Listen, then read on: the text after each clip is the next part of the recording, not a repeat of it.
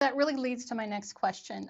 The foreword of your book is written by Maria Shriver, and I just want to read an excerpt.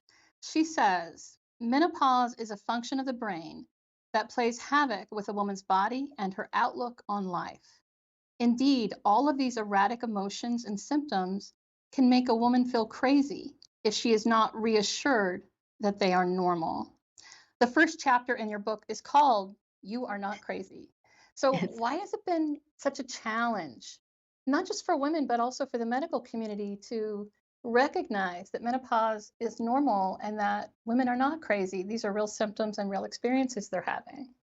Oh, this is such a good question. And it really goes back to Darwin, the father of modern biology, who was the first one to weigh in on menopause and really characterized this phase of life as something that nature had not intended.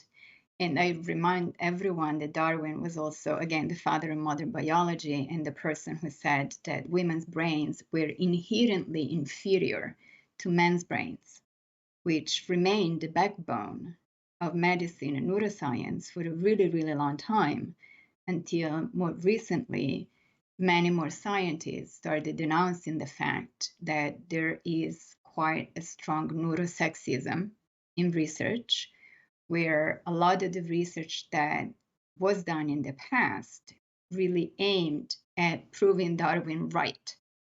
The studies were built in such a way where scientists were testing the hypothesis that men's brains were actually better than women's brains, which is difficult to work with as a woman and as a scientist. And I think that led to something called bikini medicine, which is an interesting term describing how, from a medical perspective, still today, what makes a woman are those parts of the body that can fit under the bikini line.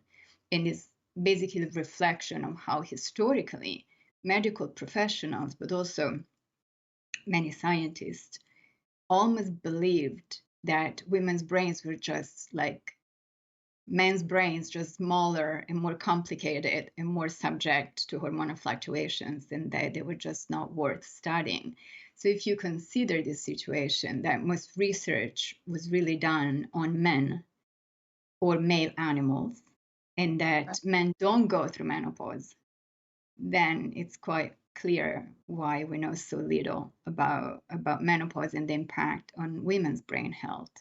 And I think it's also a combination of ageism and sexism and a little bit of a cultural attitude towards menopause that really leads us to focus on the downsides and not look at menopause as something that is actually helpful to women, at least from an evolutionary perspective.